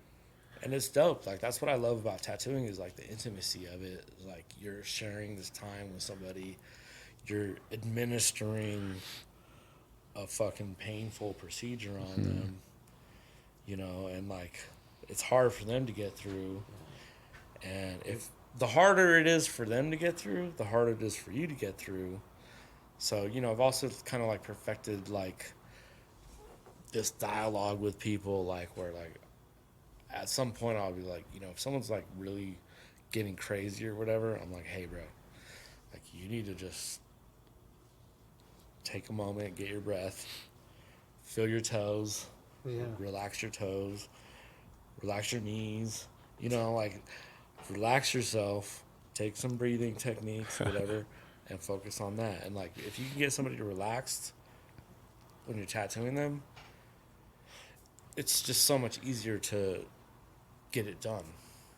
You can go, you know, fast, right, comfortable with your lines. You're not like working around them like shaking or whatever. So, you know, people say I have a pretty like gentle hand too when I'm tattooing them or whatever. Lightest hands this side of the clouds. The shit's fresh. I've definitely seen some dope. I mean, since I was young, I've always been like, damn, that's a Jher piece. As soon as I see it too, like especially if it's like graffiti. I have a bunch of homies who got graffiti from you, you know. Yeah, for sure. But even like my black and gray stuff, I have my own style for sure. Like you can know my shit. You could tell. And that's one thing that people tell me too. They're like, oh, I got stopped in the store and like someone like, that's crazy. That right? Yeah. But that's what's dope. Like that's why like sometimes like people are like, oh, why don't you like move somewhere else? I'm like, why? I can't leave that. Like I fucking I love Denver for that. You know, like I've always gotten love from this city, and so fuck yeah, like I love Denver to my heart. Yeah, there you go, man. Yeah, no, I've kind of been a couple other places, but I'm kind of born and raised here, and it's always been great. You know what I mean? Yeah. No problems at all, even through all the changes. Shit, you know. Yeah, I always got like mad love from the city, like from the OGs and like all the neighborhoods and whatever. Like, well, everybody knows. I mean, you know, you've definitely influenced the city's style, the city's, you know, artistic drive. I think a lot of cats really stepped their game up because of the fact that you were doing what you did. I think there's a lot of cats who are doing really dope shit now. Well, so yeah, like we were the first ones to really start like pushing legal walls. You know, like we were bombing shit too, but like trying to keep that a little more low key and just pushing like the productions, you know, because like we were like seeing that like FX shit and stuff, and we're like, that's what the fuck graffiti is, you know. Right. And you know, like even like all the like old like FBA and all that shit, like CIA, like all like RIS, like all the old school writers that like put it down on freights. I mean on subways. You know, like the evolution of that style is to just rock burners. You know. Right. No, I feel that for sure. I definitely seen people though in the city, like they were, as opposed to other cities. You know, I've seen other places that were very similar to Denver, and they didn't grow that same artistic part of their graffiti scene the way that, I mean, you guys really pushed, you know? Well, to be honest with you, honestly, like, bro, like, we jocked the fuck out of DF, like, before Emmett even moved here. Right. You know? Right. He was like, already, we were this fucking... was already legends then. What fucking purple is that? Like, we were watching, like, videographs and shit, and, like, they were just doing, like, bananas shit, you know? And we're like, wow, because, like, the, you know, the LA fools, like, Slick and them, like, they had their own style, but, like, they were doing, like, these weird, like, you know, nuclear meltdowns and shit, right. and, like, just, like, weird, different shit, and, I guess it just, like, opened things up to be like, oh, what can actually be done, you know? Mm-hmm. Because it seems like at some point when you're first coming up, you're like, oh, there's a formula, you know? And so, like, you would do, like, little cities or whatever, like, behind your shit. And then, I don't know, like, fools were, like, started painting clowns and, like, angels and shit. And we're just like, oh, shit, you can paint whatever. Like, even, like, Chucho out in, like, Chicago started painting, like, some, like Azteca stuff, you know, and, like, Mayan stuff. And, like, you know, those were, like, real influential people. Even, like, 3A or whatever up in, like, San Jose, you know. Yeah, 3A. They were doing, like, weird, like, grays and blues and stuff. And just elevating monochromatic shit. Yeah, so there was a lot of, like, really experimental stuff being done at that time, because before that, you know, it was like some Bode characters or whatever, and whatever, which is also dope. Like, I think if you can paint that shit, that's really the dopest shit you can paint in graffiti. Like stars and arrows and bubbles. Yeah. If you, like, got your stars, arrows, and bubbles down, like, that's as hip hop as you can get, you know, like. Right. But that's like funk shit, you know. But that's really, to me, that was like the true essence of graffiti style, was that, like, East New York, like Brooklyn style. Like, I first started seeing it coming out of there or whatever, or like that's where it's like credited to being from or whatever. But even the hand styles and like bubbles, and that's the true, like, funky shit that, like, to me, that's what graffiti is supposed to look like, you know? And, like, obviously, it has to evolve, right? So, like, people, like, start splashing paint around or whatever, but, like, you still got to have, like, some funky letters in there. Right. That letter structure. Otherwise, it's very important. Yeah, like, it don't look right. You've always loved letters. That's kind of how you first got into it, right? Yeah, but what's crazy is I started off painting characters, and then I guess I first it was in a way, like, people were kind of getting called out for that shit. Like, it was very competitive back in the day, you know, and you had to, like, prove yourself. And so I was like, all right, I'm gonna learn letters too. So I started rocking letters, and obviously I got, like, a West Coast influence, you know, because that's, like, where I come from. But those are the styles that, like, you were gravitated towards. So, what the fuck was it?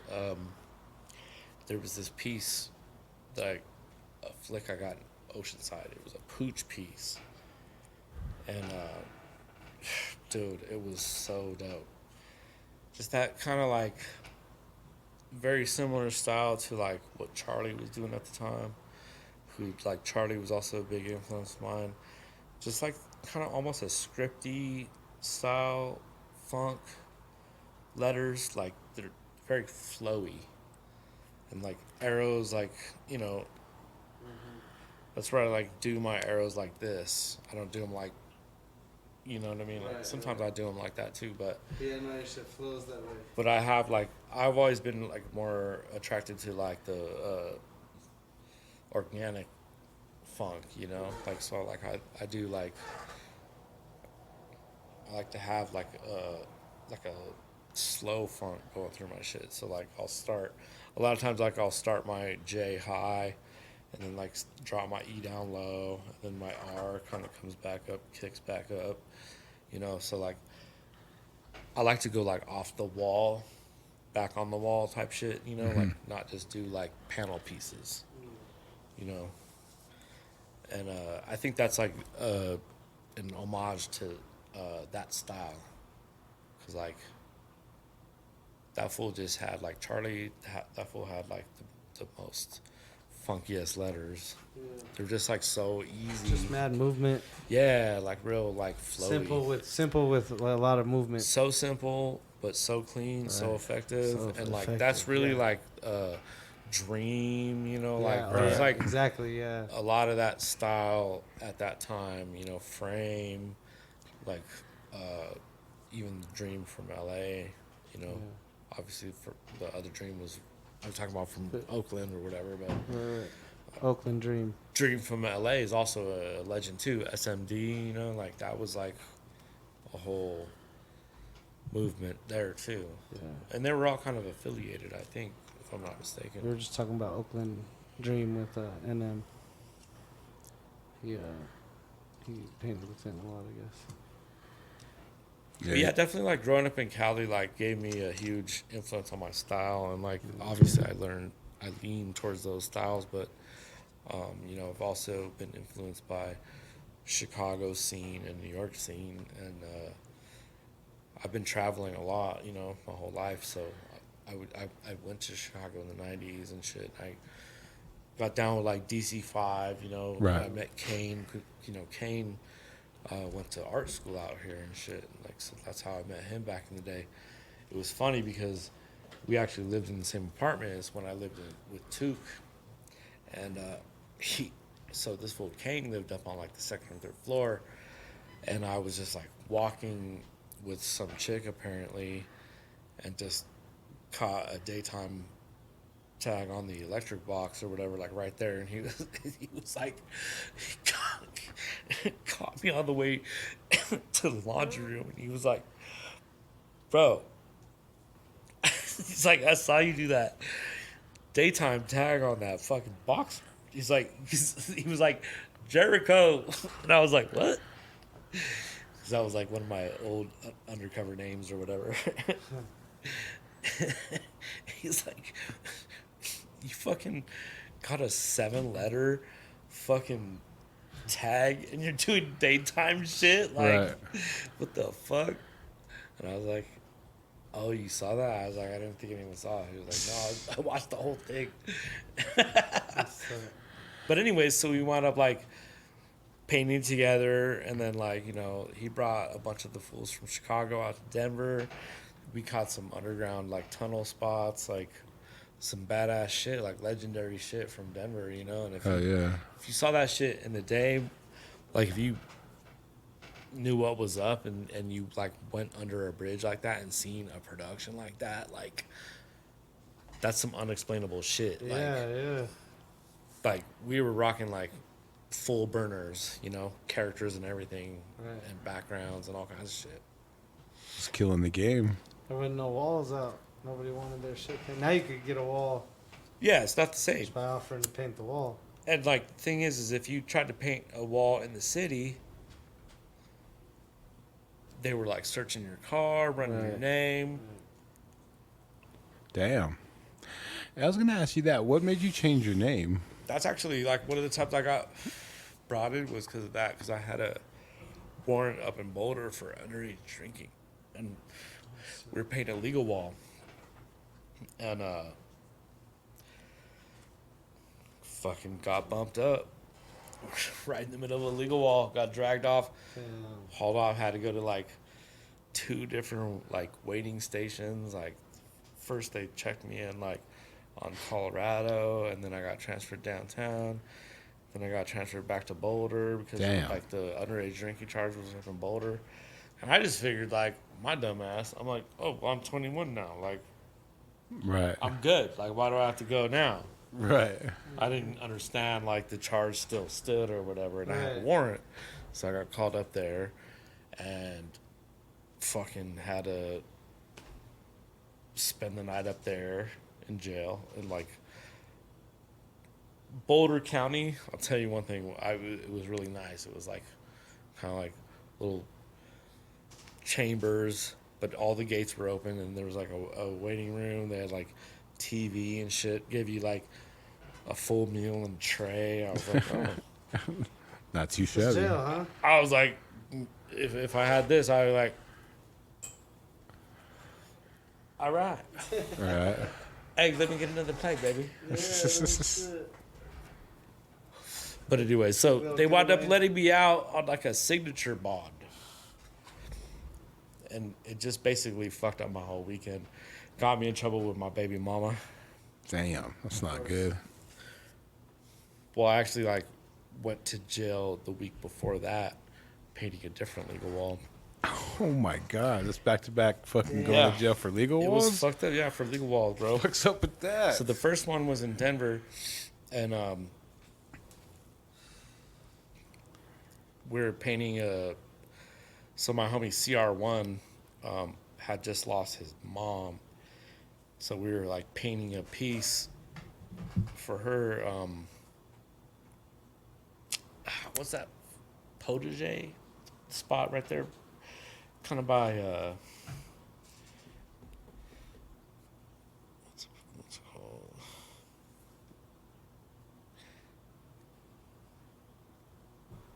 It's right there on like Ogden and 12th. Okay. Anyways, I think it's Protege. It's like a French restaurant. Right. But anyways, Kind of by the Ogden house. we were painting dedication to his mother, and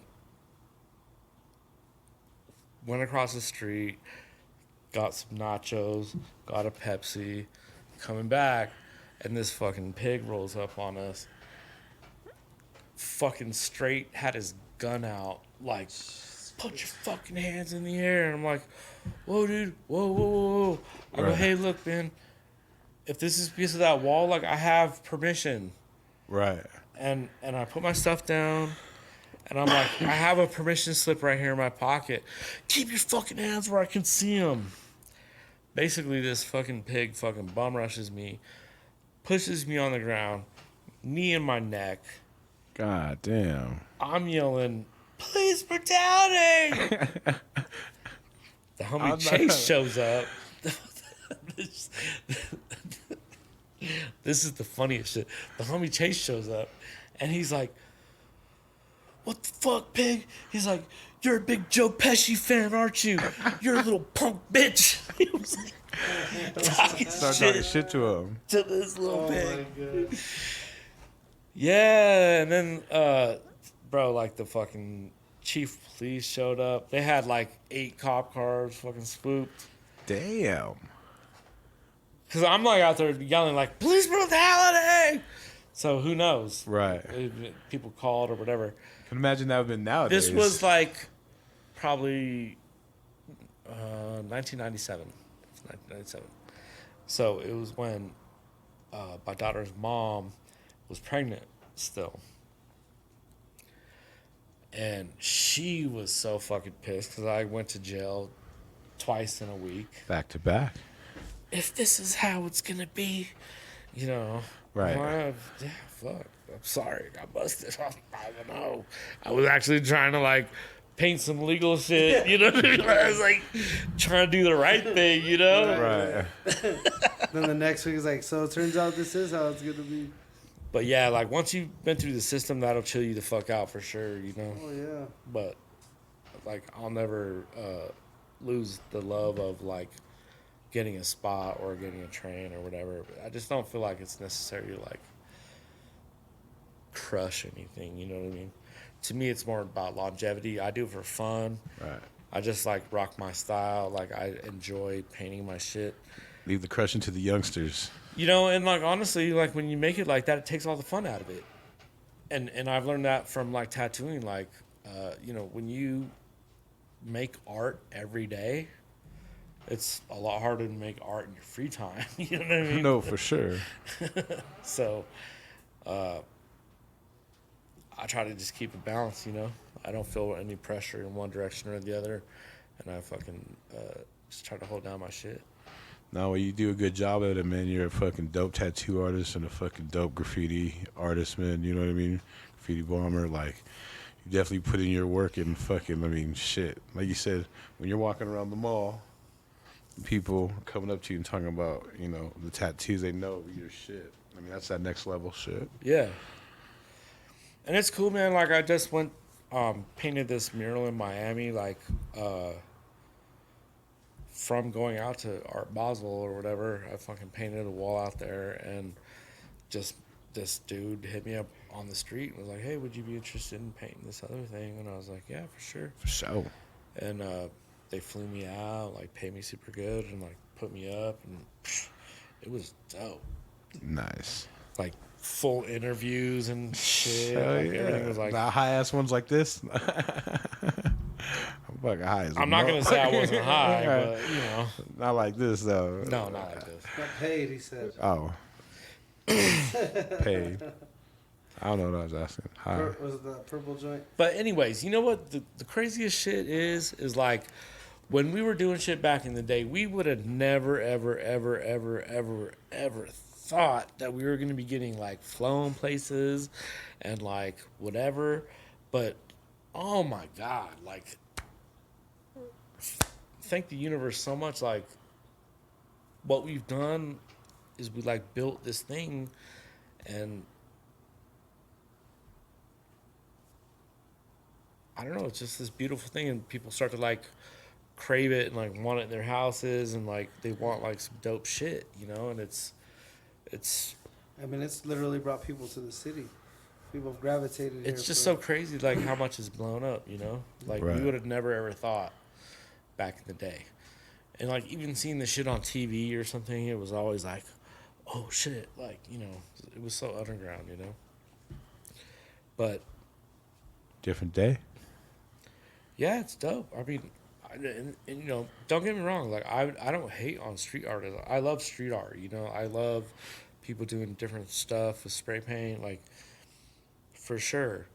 I'm not like one of the people that's really like pushing a difference on like street artists versus graffiti writers or Right. whatever. In fact, like, if anybody, like, I am always like trying to like tell people like, yo, don't go over their shit. Like, just find new spots or whatever, you know. Like, because to me that's really what the essence is like, whatever, like if it's something somebody painted, like leave it alone, you know. Like, what's the Right. fucking deal? Like, what's the contest? Like, just go paint other spots. Let's go find another one. Yeah, it's never been about like, I don't know, I mean, it depends on the spot, I guess. You know. But there's some shit that's been rocking forever. Sure. You know what I mean? And if Some it's shit a like that. freeway spot. And yeah, you go it's over there different, but, and like, decide to do your mural. It's Right. probably, you know.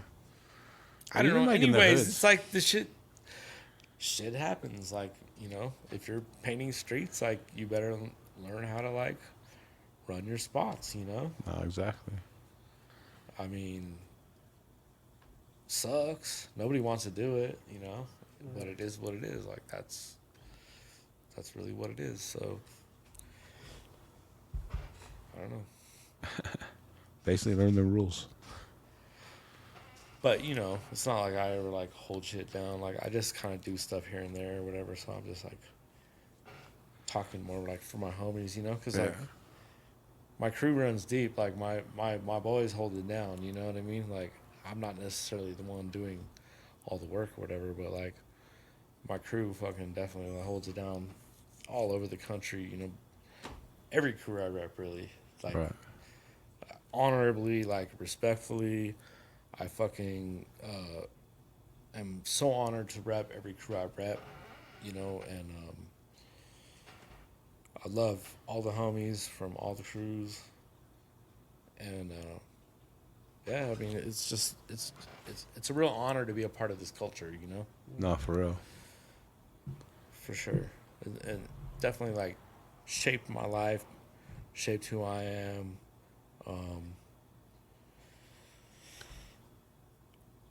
I mean, like you said, you've inspired people. Like, yeah, it people... gave me a platform to inspire other people too, which is really ultimately like the dopest shit. Yeah, the best love and the best. Because like I don't know, man, what it is, but I've always felt like just being able to rap or whatever, like, you know, listening to like Common Sense and Q-Tip and like Master Ace and like all, you know, all the old school heads, Rakim, whatever, like being able to offer some education to some people from a different perspective, you know, like some shit you might not normally like learn from school or whatever. Right. Just learning like that underground culture, you know, like, and there's definitely that, you know, like being into like punk rock, being into hip hop, like there's a correlation there. It's like all kind of like against the system, right? You know, rebellious, yeah, like rebellious subculture. Even like old like roots rocker, you know, like reggae, you know, like I love all that shit. That's dope. All that rebellious shit. Hell yeah. Hey, shit. Well, shit. Tell them where they can find you on social media, man. They want to get a tattoo. They want to get some artwork. You know what I mean? So it's just at JHER451 on Instagram. What's the 451 stand for? 451 degrees Fahrenheit. That's the temperature that paper burns. It's a book about it called Fahrenheit 451. There's a clone. So I was like, shit, that shit is Fahrenheit 451. So like, you know, I don't know, there's something about burning paper, you know? Like I fucking burn fools.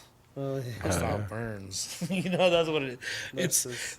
It's just a brag, you know? Right. But also it pays homage to like, you know, Taki 183 and like you know, Just 195, like people that post their block in their name or whatever. So basically, like, I fucking started looking at trains and I was like, oh, this fool Jher from ICR gets down. Yeah. Jero. And so I was like, well, I spelled my name with an H, Jher, but still, out of respect for this fool, because I don't want to, like, step on his toes at all, this fool. He was rocking shit. Crusher, yeah. Yeah, he was rocking shit. Still gets it, yeah. And shout out, Big Girl. So I put the H, and then I also put the 451, and then, like, the first day I ever met him, told him that, he was like, nah, I know who you are. He was like, it's all good, you know, like, boom. So, like, it was all peace, but it's a bummer when you think you have, like, an original name. Yeah. I was out in Brooklyn, and I saw a fucking parlay sticker, and I was like, oh! The thing I love about that name is, like, it's such a fucking... such a good one. Good name. It's so good. Yeah. Because it's like... Every rapper back in the day said they were parlaying. Yeah. Parlaying the game. That's one of those ones I was like, who is it? Chilling and parlaying. But and that made it seem like it meant like you're maxing and relaxing or whatever. Right. But ultimately it's a gambling term. So it's like you win a bet and you place your bet and your earnings on another bet. Back in on another bet. So you're parlaying your win or whatever. Yeah. Double up.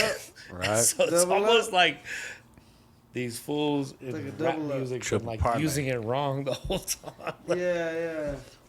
I mean, unless they were gambling and doubling their bets, you know, maybe. Yeah, they might have been talking about doubling up. They probably could, man. Yeah, it's quite possible. Been known to parlay. Hell yeah. Could have been doubling up. Food for thought. Think about that. Deep, yo. Well, hell yeah, brother. We definitely appreciate you coming on you by, so man. We much, put in a little bit of overtime here, you know what I mean? Yeah, But, getting all weird and shit. It. you know, shit. Appreciate you. Thank you. Word, thanks for having me. Hell yeah. Hell yeah, man. Appreciate you, bro. Well, there you have it, man. That was a good ass interview, good ass podcast. You know what I mean? There's so much we didn't even cover, but I mean, this is gonna definitely you know what I mean? Part two. Yeah, thanks for having me. A spontaneous part two. Hell yeah.